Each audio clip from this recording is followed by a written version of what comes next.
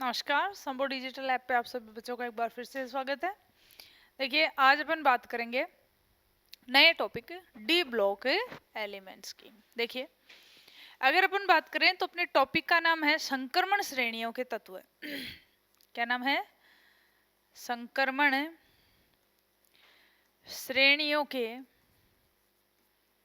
तत्व। संक्रमण श्रेणियों के तत्व। देखिए, संक्रमण श्रेणियों की अपन बात करें तो अपन ने कहा अपने पास में तीन है। एक है 3D, एक है 4D और एक कौन सी होती है 5D। देखिए, 3D जो होती है इसे बोला जाता है प्रथम संक्रमण श्रेणी। प्रथम संक्रमण श्रेणी। 4D जो होती है इसे क्या बोला जाता है? द्वितीय संक्रमण श्रेणी। और जो 5D होती है इसे क्या बोला जाता है? तृतीय संक्रमण श्रेणी। देखिए, क्या मतलब है इनका? तो अपन कहेंगे सबसे पहले देखो, अपन ने कहा इनके लिए अपन बात करते हैं तो अपन कहते हैं कि सबसे पहले कोई भी अपने पास में क्या है, एक नाभिक है। इस नाभिक के चारों तरफ क्या होते हैं? अपन ने कहा अलग अलग कोष होते हैं। इन कोष में क्या भरे जाते हैं? इलेक्ट्रॉन। इलेक्ट्रॉन जो भरे जाते हैं वो हमेशा ऊर्जा के बढ़ते हुए क्रम में बढ़ते हैं। जैसे अगर इनके लिए बात करें तो अपन ने कहा यहाँ पर सबसे पहले देखिए, किसी भी इलेक्ट्रॉन को स्थिति को बताने के लिए कुल 4 क्वांटम संख्याएं होती है, उनकी क्या रहती है? आवश्यकता। सबसे पहला देखिए,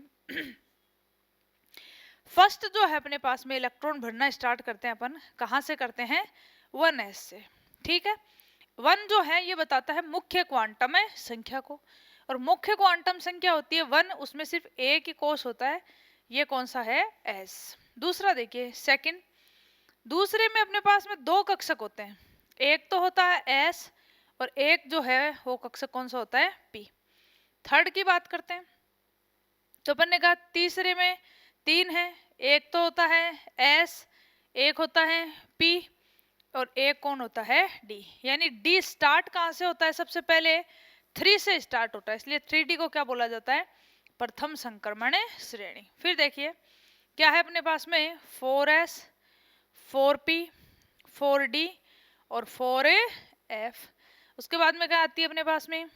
5s, 5p, 5d और 5f। तो देखिए इस तरह से भरे जाते हैं। तो अपन ने कहा यहाँ पर अगर इनकी बात करें तो अपन ने कहा ऊर्जा का क्रम कैसे दिया जाता है। तो देखिए सबसे पहले किस में भरे जाते हैं? इलेक्ट्रॉन 1s में भरे जाते हैं। ठीक है, इसके बाद में अगर अपन बात करें तो अपन ने कहा 1s के बाद किस में आते हैं? 2s में आते हैं। यानी 1s से ज्यादा ऊर्जा किसकी होती है? 2s। उसके बाद में कौन आता है? तो अपन ने कहा 2p। 2p के बाद में कौन आता है? तो अपन ने लिखा 3s। 3s के बाद में इलेक्ट्रॉन किस में भरे जाते हैं? तो अपन ने लिखेंगे इसमें 3p। 3p के बाद में किस में भरे जाते हैं? 4s। और 4s के बाद ये सीरीज चलती है तो अपन ने कहा 4s के बाद किस में भरे जाते हैं? 3d में। 3d के बाद किस में भरे जाते हैं? 4p में। 4p के बाद में किस में भरे जाते हैं? 5s में। यानी ये जो सीक्वेंस है ये अपने पास में रहती है किनकी? इलेक्ट्रॉनों को भरने की। तो इसको आप ध्यान रखेंगे। यानी एक चीज ये ध्यान रखेंगे, यहां तक तो कोई दिक्कत नहीं है, 1s फिर 2s फिर 2p फिर 3s फिर 3p। लेकिन 3p के बाद में इलेक्ट्रॉन 3d की बजाय पहले किस में भरे जाते हैं? 4s में। तो क्या लिखेंगे अपन कि 4s जो होती है, 4s की ऊर्जा कम होती है, कम होती है। आता है 3d में इलेक्ट्रॉन, 3d में इलेक्ट्रॉन 4s कक्षक के बाद भरे जाते हैं, कक्षक के बाद भरे जाते हैं। ठीक है, तो ये अपन जनरल इंट्रोडक्शन दे रहे हैं कि पढ़ना क्या है अपन को। तो अपन ने कहा संक्रमण श्रेणियों के क्या पढ़ने हैं? तत्व। फिर अपन ने कहा तत्व के अंदर अपने पास टोटल 3 श्रेणी आती है, 3D 4D और 5D, यानी प्रथम संक्रमण श्रेणी, द्वितीय संक्रमण श्रेणी और तृतीय संक्रमण श्रेणियां।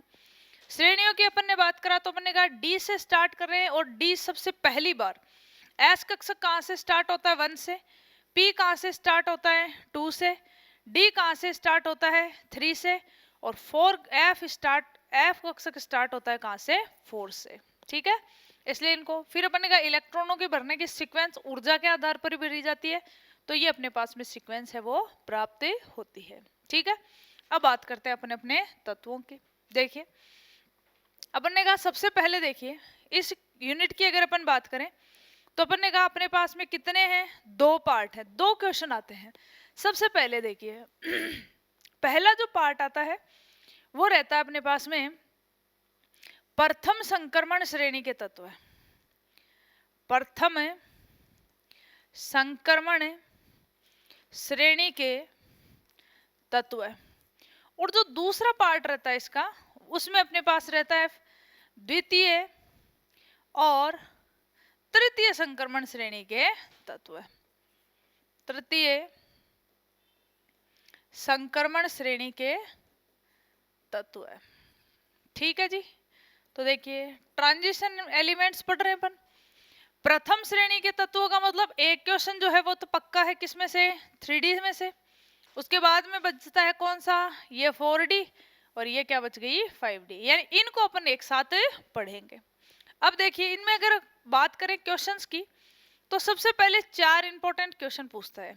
सबसे पहला आपको पता होना चाहिए इन सब इलेक्ट्रॉनों का, ये जो तत्व है इनका इलेक्ट्रॉनिक विन्यास, तो अपन को इधर भी क्या पता होना चाहिए, इन तत्वों का इलेक्ट्रॉनिक विन्यास। दूसरा देखो अगर इलेक्ट्रॉनिक विन्यास पता है अपन को तो अपन ने कहा इनके बाद में क्या पता होनी चाहिए, इनकी ऑक्सीकरण अवस्था। ऐसे इधर की बात करें तो अपन ने कहा इन तत्वों की भी अपन को क्या निकालनी आनी चाहिए, ऑक्सीकरण अवस्था की, कौन सा तत्व है उसकी ऑक्सीकरण अवस्था कौन सी पाई जाती है। इसके बाद में आती है इनकी त्रिज्या। तो एक जो है वो तो पूछी जाती है क्या इनमें सहसंयोजक त्रिज्या, या फिर पूछ ली जाती है आयनिक त्रिज्या। ठीक है, तो क्या पूछ लिया जाता है, आयनिक त्रिज्या। इनकी बात करें तो अपन वही इधर भी क्या पता होनी चाहिए, तत्वों की त्रिज्या पता होनी चाहिए। इसके बाद अगर अपन बात करें तो अपन ने कहा इसके बाद इंपॉर्टेंट क्वेश्चन आता है किसका, चुंबकीय गुणों का। इनके भी क्या पता होने चाहिए अपन को, चुंबकीय गुण। ये तो है 4 इंपॉर्टेंट। इसके अलावा इनके क्वथनांक है, गलनांक है, इनके घनत्व है, इनका धात्विक सामर्थ्य है, इनकी विद्युत ऋणता है, इन सबसे रिलेटेड जो क्वेश्चन है वो भी अपन से पूछे जा सकते हैं। तो अपन ने कहा सबसे पहले इस चैप्टर को पढ़ने के लिए अपन को तत्व पता होने चाहिए। अगर 3D की बात करें तो टोटल कितने तत्व हैं 10, 4D में भी कितने हैं 10, और 5D में भी कितने हैं 10। अब ये 10 क्यों हैं, तो देखिए वैसे तो अपन सबको पता है एस कक्षक जो होता है वो कितना होता है 1, और एक कक्षक में अधिकतम इलेक्ट्रॉन कितने आते हैं 2 आते हैं। ठीक है, पी कक्षक जो होते हैं वो कितने होते हैं 3, टोटल इलेक्ट्रॉन कितने आते हैं यहाँ पर 6। डी कक्षक जो होते हैं उनकी अगर अपन बात करें तो अपन ने कहा यहाँ पर टोटल डी कक्षक कितने होते हैं 5, और टोटल इलेक्ट्रॉन कितने भरे जाते हैं 10, यानी डी में कितने तत्व आएंगे 10। एफ कक्षक जो होते हैं वो कितने होते हैं 7, और 7 दूनी 14, यानी टोटल इलेक्ट्रॉनों की संख्या कितनी होती है 14 होती है। ठीक है, अब बात करते हैं, ये तो हो गया इंट्रोडक्शन। अब बात करते हैं अपन अपने टॉपिक की। तो टॉपिक में देखिए फर्स्ट जो पार्ट है अपना वो पढ़ेंगे अपन कौन सी सीरीज, 3D श्रेणी। देखिए यहाँ से बात करते हैं। सबसे पहले बात आती है कि 3D श्रेणी जो है इनकी अगर बात करें तो अपन ने कहा इन तत्वों को ये डी ब्लॉक में आते हैं। तो अपन ने कहा डी ब्लॉक तत्व जो हैं ये क्या कहलाते हैं, क्यों कहते हैं इनको डी ब्लॉक तत्व या किन्हें कहते हैं, तो क्या कहेंगे, जिन तत्वों का अंतिम इलेक्ट्रॉन, जिन तत्वों का अंतिम इलेक्ट्रॉन डी कक्षक में भरा जाता है, भरा जाता है, डी ब्लॉक के तत्व कहलाते हैं। डी ब्लॉक के तत्व कहलाते हैं, कहलाते हैं।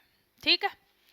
आवर्त सारणी की अगर मैं बात करूं तो अपन ने कहा देखिए फर्स्ट जो दो अपने पास में वर्ग होते हैं 18 वर्ग होते हैं और 7 क्या होते हैं आवर्त सारणी में आवर्त। ये जो तत्व हैं ये क्या होते हैं एस ब्लॉक। अभी बताया था 2 ही क्यों होते हैं क्योंकि एस में अधिकतम कितने इलेक्ट्रॉन आ सकते हैं 2। इसके बाद की अगर अपन बात करें तो अपन ने कहा 10 जो तत्व होते हैं वो किस में भरे जाते हैं तो अपन ने कहा डी श्रेणी होती है इसमें भरे जाते हैं। ठीक है। ये हो गए 10 तत्व, ये क्या कहलाते हैं डी ब्लॉक के तत्व। इसके बाद की अगर बात करें तो आगे वाले जो तत्व हैं 6 तत्व जो आते हैं 6 वर्ग जो आते हैं इनकी अगर बात करें तो ये जो हैं ये क्या कहलाते हैं पी ब्लॉक के तत्व कहलाते हैं। और एफ ब्लॉक के जो तत्व होते हैं उनको आवर्त सारणी में अलग से रखा जाता है। तो यहाँ पर जो है ये टोटल कितने तत्व आते हैं 14 14 28 तत्व जो है ये किस में आते हैं एफ ब्लॉक में। ये जो है ये अपनी क्या रहती है आवर्त सारणी। तो क्या कहेंगे जिस तत्व का अंतिम इलेक्ट्रॉन एस कक्षक में भरा जाता है वो क्या कहलाता है एस ब्लॉक का तत्व है। अंतिम इलेक्ट्रॉन अगर पी ब्लॉक में भरते हैं तो क्या कहलाता है पी ब्लॉक का तत्व है।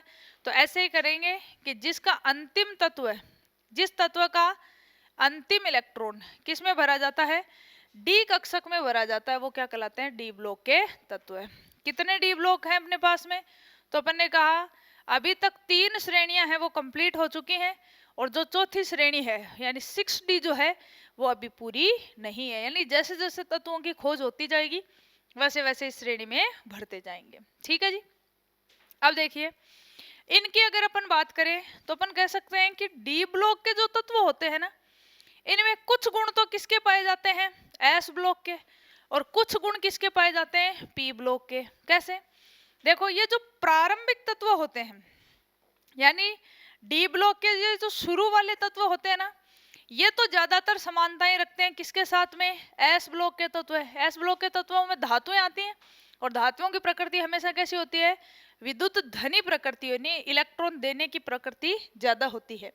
लास्ट वाले तत्वों की अगर अपन बात करें तो ये जो तत्व है ना ये पी ब्लॉक के साथ में क्या दर्शाते हैं अधिक समानता दर्शाते हैं। तो क्या लिख सकते हैं डी ब्लॉक के तत्व के तत्वों में कुछ गुण एस ब्लॉक तत्वों के जबकि कुछ गुण पी ब्लॉक तत्वों के पाए जाते हैं। पी ब्लॉक तत्वों के पाए जाते हैं। ठीक है। तो कभी कभी आ जाता है कि संक्रमण तत्व किन्हें कहते हैं तो संक्रमण तत्व भी कौन होते हैं डी ब्लॉक के तत्व। तो एक तो अपन ऐसे कह सकते हैं कि इनमें एस और पी दोनों ब्लॉक के तत्वों के गुण पाए जाते हैं। लेकिन अगर इनकी बात करें सही डेफिनेशन की तो अपन ने कहा ये अपन पढ़ेंगे संक्रमण तत्व किन्हें कहते हैं। तो अपन क्या लिख सकते हैं इसमें अपन इसमें सही डेफिनेशन क्या लिखेंगे कि जिन तत्वों का डी कक्षक सामान्य अवस्था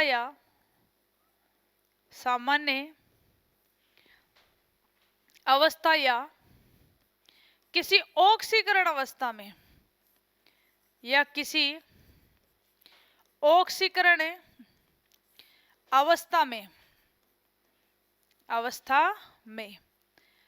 आंशिक रूप से भरा रहता है।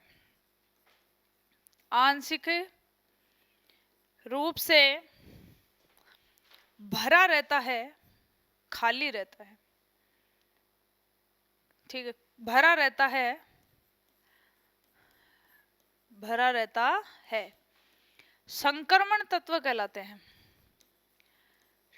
ट्रांजिशन एलिमेंट्स कहलाते हैं। संक्रमण तत्व कहलाते हैं। देखिए कैसे, अगर अपन इनकी बात करें तो अपन ने कहा इसमें देखो कुछ अपवाद आते हैं। जैसे क्वेश्चन पूछ लिया जाता है एग्जाम में कि जिंक, कैडमियम और मरकरी, जिंक, कैडमियम और मरकरी डी ब्लॉक के तत्व तो हैं, लेकिन संक्रमण तत्व नहीं होते। संक्रमण तत्व नहीं होते हैं। क्यों नहीं होते हैं, इसका कारण क्या है? देखो, अगर अपन इन तत्वों की बात करें तो अपन ने कहा इसका इलेक्ट्रॉनिक विन्यास क्या होता है, 3d10 4s2। कैडमियम का 4d10 5s2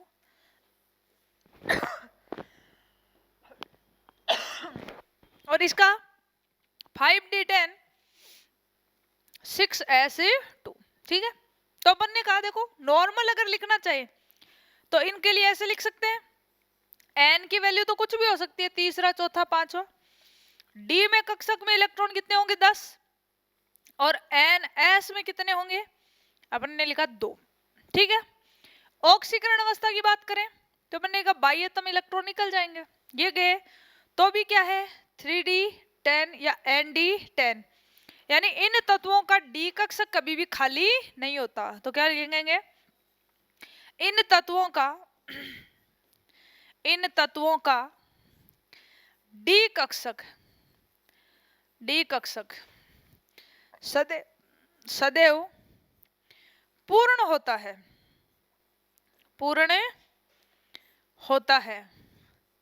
अतः ये संक्रमण तत्व नहीं कहलाते, अतः ये संक्रमण तत्व नहीं कहलाते, अतः ये संक्रमण तत्व नहीं कहलाते। ठीक है, तो क्या कहा अपन ने, संक्रमण तत्वों की क्वेश्चन पूछे जाते हैं तो क्या कहेंगे, ऐसे तत्व है जिनका डी कक्ष जो है वो आंशिक रूप से क्या होना चाहिए, भरा हुआ होना चाहिए, यानी किसी न किसी अवस्था में डी कक्षक जो है वो क्या होना चाहिए, इनका खाली होना चाहिए, पूरा भरा हुआ नहीं होना चाहिए।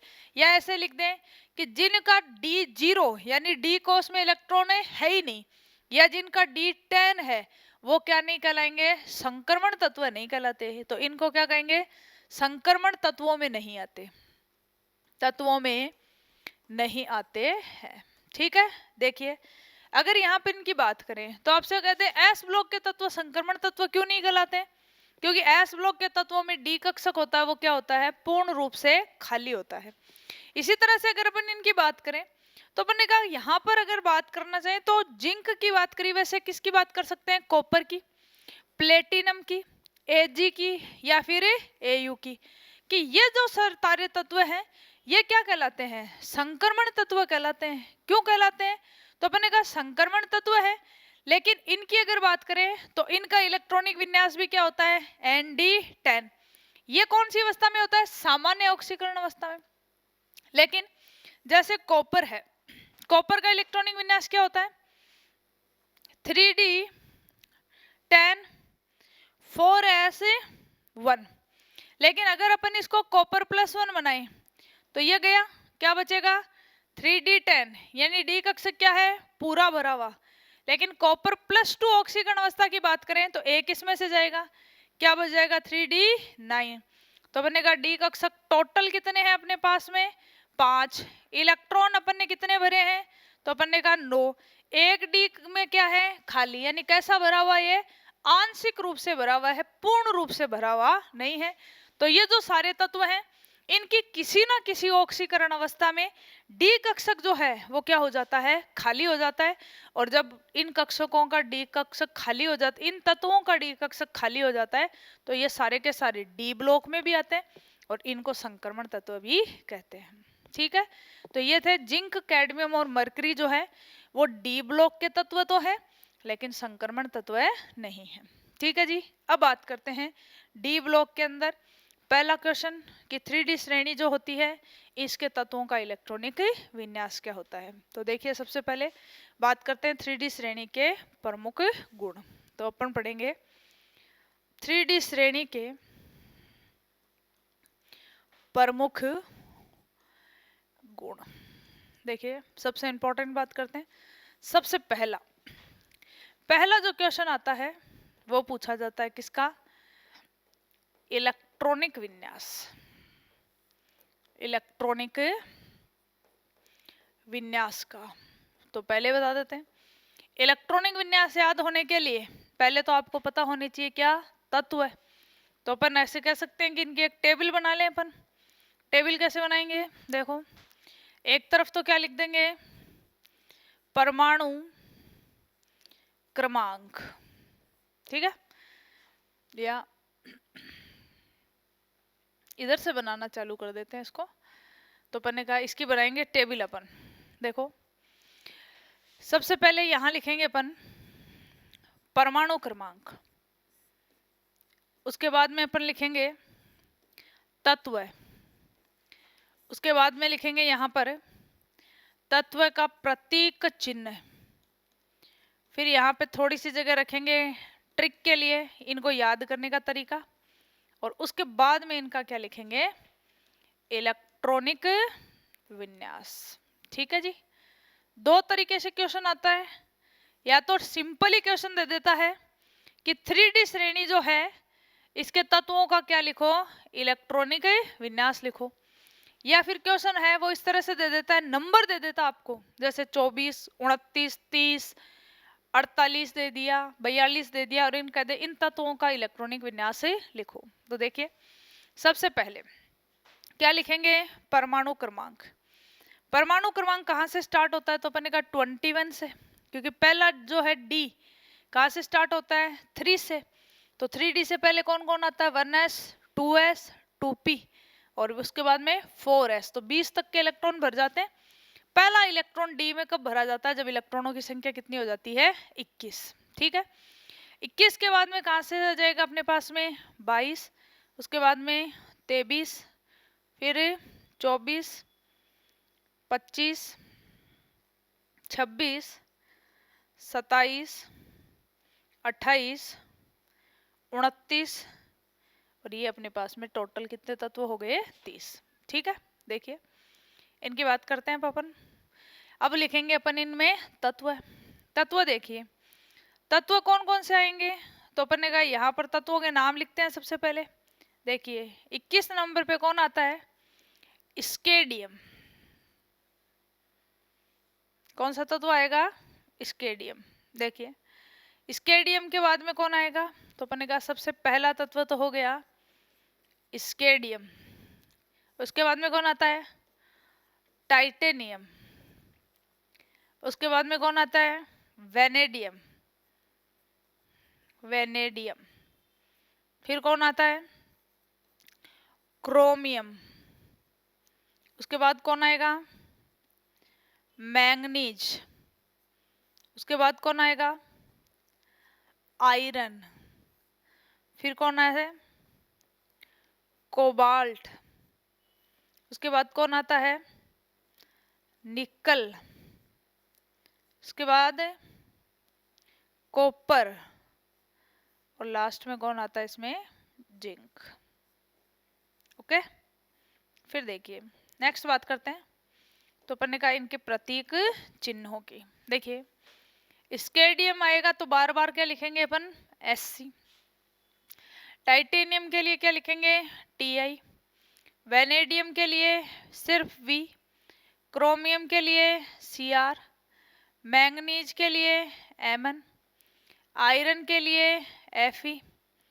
कोबाल्ट के लिए Co। निकल के लिए Ni।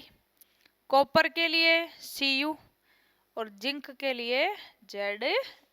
याद रखेंगे अपन। ट्रिक जो है इसको याद करने का तरीका कि कैसे याद रखें, तो क्या लिखेंगे,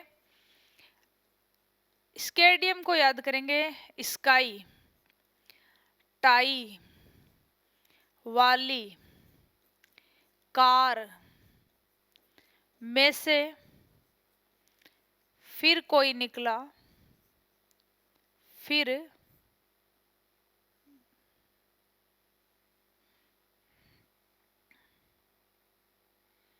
ये फिर लिखा मैंने ना, फिर कोई निकला कॉपर जिंक। ठीक है, थोड़ी सी जो है वो आपको हेल्प मिल जाएगी इसमें, ताकि आप इनको क्या कर सको, डायरेक्ट याद कर सको। ठीक, अब बात करते हैं इनके इलेक्ट्रॉनिक विन्यास की। देखिए, इलेक्ट्रॉनिक विन्यास जो है उनको आप याद कैसे करेंगे।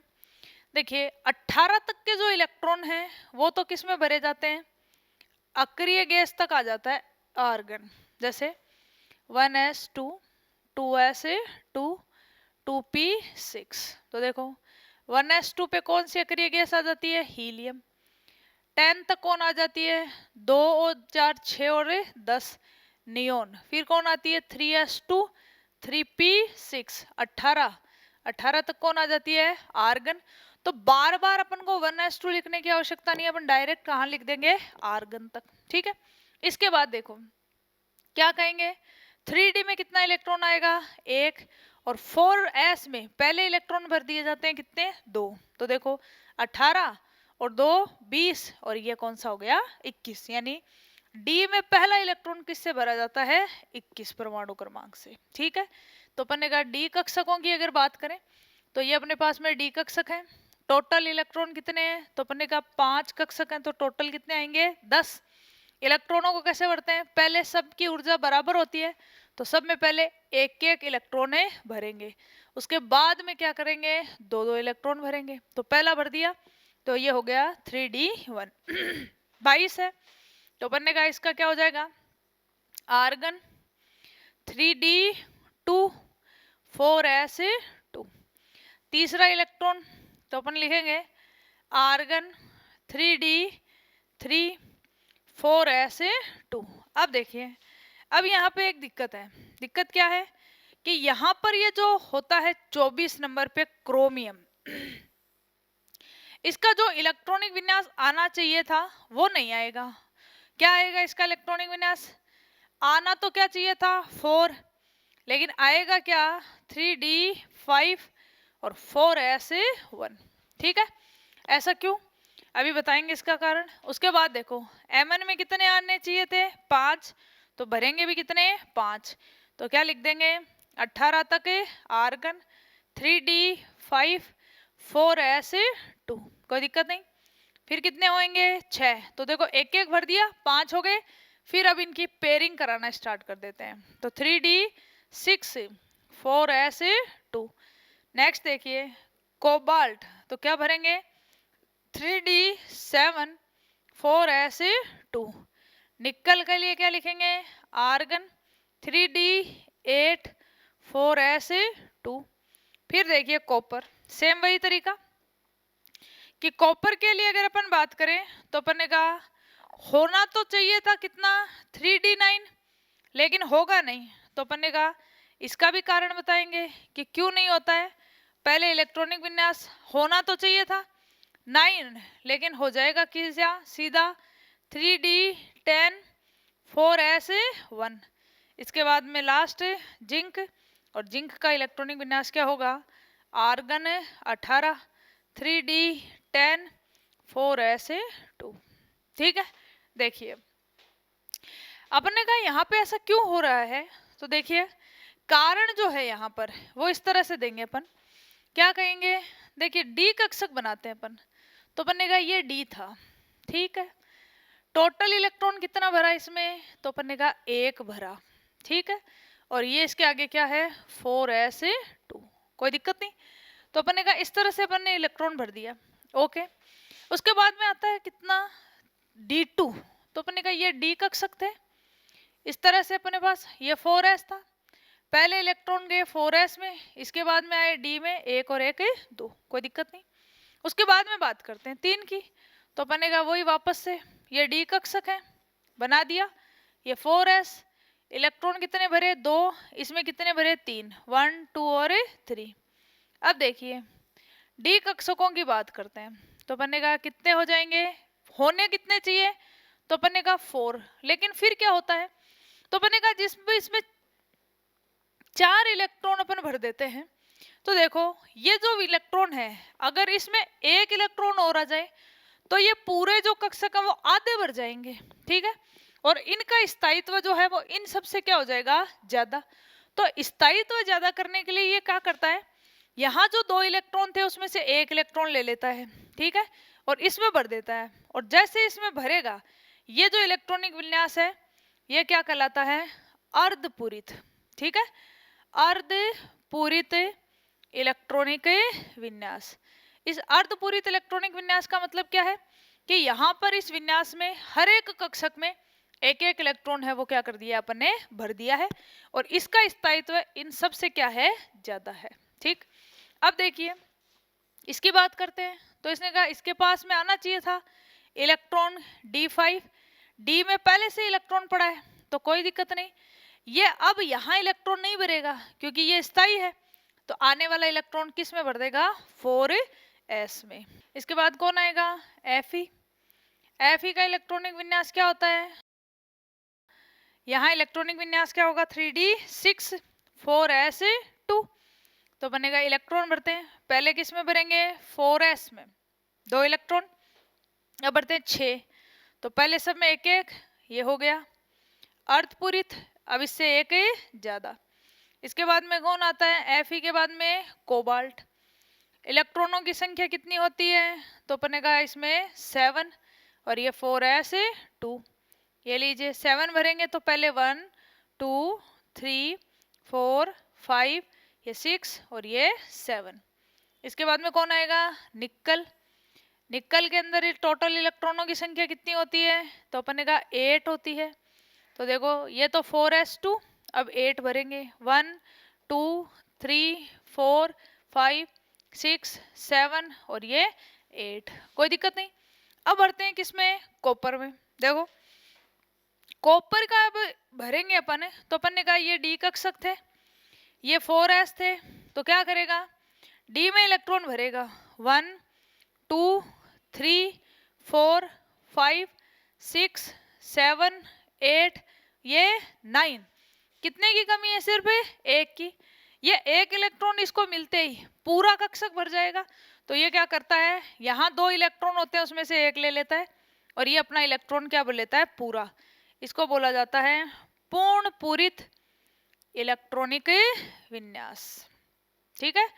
यानी हमेशा ध्यान रखेंगे कि जितनी जगह है अपने पास में कक्षकों में, तो कक्षक या तो आधे भरे हुए हों या पूरे भरे हुए हों, उनका स्थायित्व तो बाकी सबसे क्या होता है, अधिक होता है, ठीक है। इसलिए क्या करते हैं, ये एक एक इलेक्ट्रॉन को यहाँ लेके और अपने पहले क्या कर लेते हैं, ये तो अर्धपूरित इलेक्ट्रॉनिक विन्यास, ये क्या कर लेता है, पूर्ण पूरित इलेक्ट्रॉनिक विन्यास। और लास्ट जो है अपने पास में वो क्या बच जाता है, तो अपन ने कहा जिंक बच जाता है। जिंक के पास इलेक्ट्रॉन कितने हो जाएंगे, 4s2, और डी कक्षक में कितने हो जाएंगे, 10 हो जाएंगे, ठीक है। ये है इनका विन्यास। तो अपन ने कहा 2 पर अपन क्या लगा देते हैं, स्टार, एक तो क्रोमियम और एक कॉपर।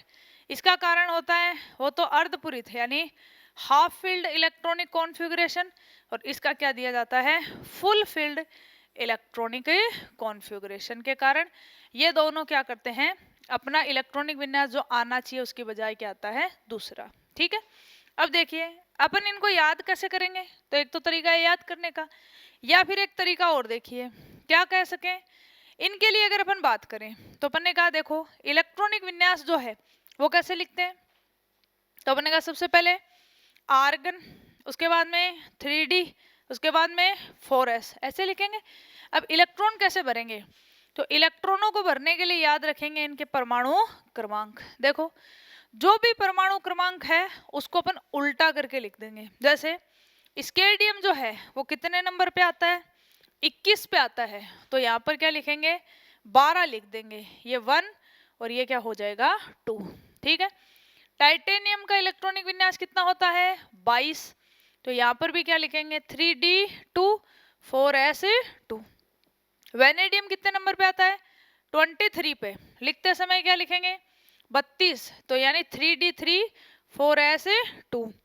जिन पे अपन ने स्टार लगाया है वो अपन को अलग से याद रखने, क्योंकि एग्जाम में सबसे ज्यादा क्वेश्चन इन्हीं के आते हैं। तो क्रोमियम का होगा कितना 3d5 4s1, और कॉपर का कितना होता है 3d10 4s1। ठीक है, अब देखिए बात करते हैं नेक्स्ट मैंगनीज। कितने नंबर पे आता है 25।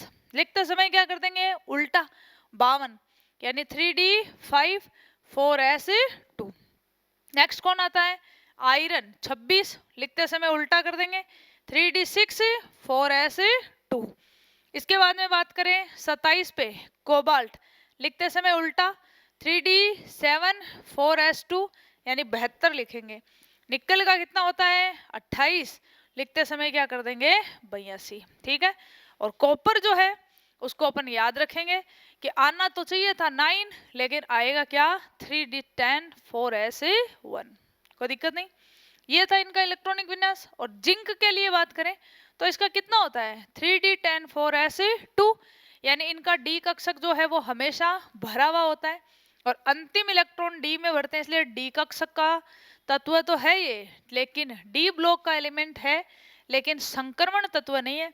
और संक्रमण तत्व नहीं है तो कई जो आप बुक्स पढ़ते हैं उसमें नीचे यहाँ पर जिंक जो है उसको देता ही नहीं है। ठीक है, तो इस तरह से ये जो है इलेक्ट्रॉनिक विन्यास का क्वेश्चन। तो देखिए इलेक्ट्रॉनिक विन्यास का क्वेश्चन है वो दो तरीके से पूछा जा सकता है अपन को। या तो क्वेश्चन पूछ लेता है पहला सीधा सीधा ऐसे दे दे 3D श्रेणी का इलेक्ट्रॉनिक विन्यास लिखो, 3D श्रेणी का इलेक्ट्रॉनिक विन्यास लिखिए। तो अपन को पूरा का पूरा ऐसे ही लिख के आना है, या नोट्स में टिप्पणी दे देता है शॉर्ट नोट्स लिखिए 3D श्रेणी का विन्यास। या आजकल आता है निम्न परमाणु क्रमांकों का, निम्न परमाणु क्रमांकों का इलेक्ट्रॉनिक विन्यास लिखो। तो देखो जनरली क्या देगा 24 और 29, क्योंकि ये तो क्या होते हैं अपवाद। इसके अलावा अभी 4D और 5D पढ़ाई नहीं है, लेकिन उनको भी मिक्स में ही देता है। तो जैसे दे दिया 78 दे दिया, 48 दे दिया, 43 दे दिया, इस तरह से यहाँ पर क्या दे सकता है आपको क्वेश्चन दे सकता है।